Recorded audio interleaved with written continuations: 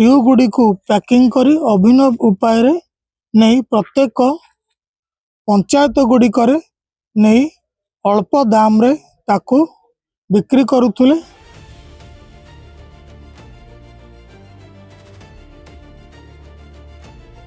ବଡ଼ ଅଭିନବ ପ୍ରୟାସରେ ମାଦକ ଦ୍ରବ୍ୟ ହେଉଥିଲା ଚୋରା ଚାଲାଣ। ଦେଶୀ ମହୁଲି ଗୁଡ଼ିକୁ କିଭଳି ଭାବରେ ବସ୍ତାରେ ପ୍ୟାକିଂ କରାଯାଇ ତାକୁ ଟ୍ୟୁବ୍ ଯୋଗେ ସଂଲଗ୍ନ କରାଯାଇଛି ଏବଂ ଟ୍ୟୁବ୍ ଭିତରେ ରହିଛି ମହୁଲି, ଦେଶୀ ମହୁଲି, ଯାହାର ବସ୍ତା ବର୍ତ୍ତମାନ ଦେଖିବେ ଗୋଟିଏ ପିକଅପ୍ ଭ୍ୟାନରେ ଲୋଡ୍ ହୋଇଛି।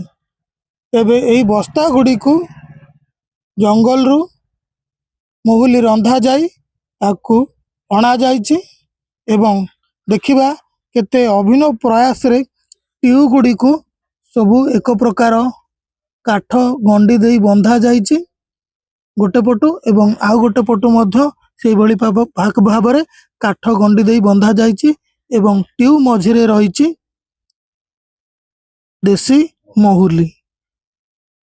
ଆପଣ ଭାବି ପାରିବେ ନାହିଁ ଯେ ଏଭଳି ଅଭିନବ ପ୍ରୟାସରେ କେହି ମଦ ନେଇପାରନ୍ତି ବୋଲି। ଯାହାର ବଡ଼ ପ୍ୟାକେଟକୁ ଠାବ କରିଛି ଡୋଲିପୁର ଅବକାରୀ ବିଭାଗ।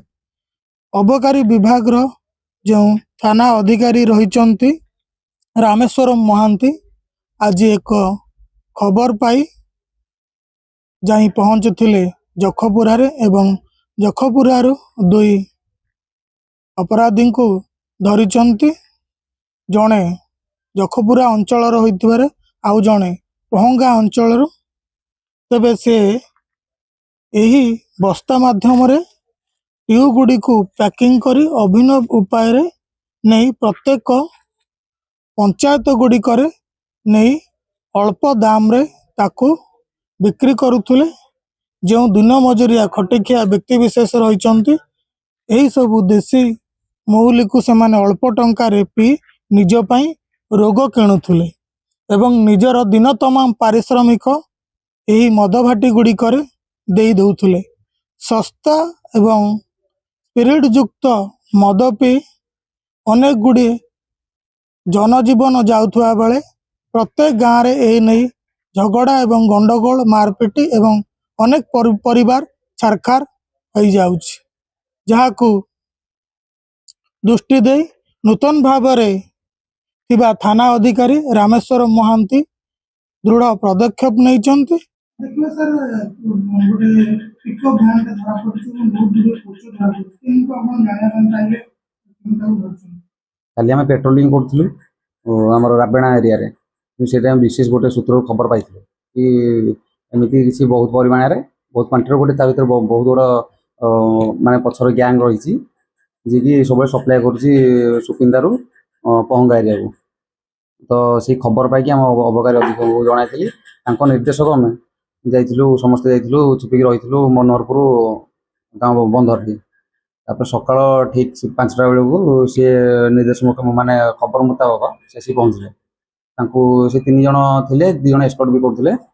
ତାଙ୍କୁ ମାନେ କୌଶଳ ମତେ ତାକୁ ଅଟକାଇ ତାଙ୍କୁ ଏଇତକ ଆମର 1600 ଲିଟର ଭଳିଆ ଆଇଡି ଲିକର ଯୋଉ ଦେଶୀ ମହୁଲି ମଦ ତାକୁ ଉଦ୍ଧାର କରାଯାଇଛି।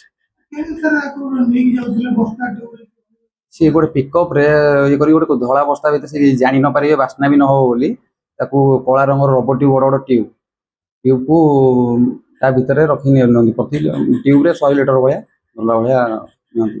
ଏବଂ ଆଗାମୀ ଦିନରେ ଏଇଭଳି ଯେଉଁ ରହିଛନ୍ତି ମଦ ମାଫିଆ ମାନଙ୍କର ମୂଳ ଉତ୍ପାଟନ କରିବା ପାଇଁ ସେ ଲକ୍ଷ୍ୟ ନେଇଛନ୍ତି। ତେବେ ଦେଖିବା ପାଇଁ ବାକି ରହିଲା ଏହି ଡୋଲିପୁର ଅବକାରୀ ବିଭାଗ ଅଧୀନରେ ରହିଥିବା ଯେଉଁ ସ୍ଥାନ ଗୁଡ଼ିକୁ ସେମାନେ କେବେ ନିଶାମୁକ୍ତ କରୁଛନ୍ତି। ଯାଜପୁରରୁ ଚକ୍ରଧର ଦାସ, ପ୍ରତିଦିନ ଟିଭି।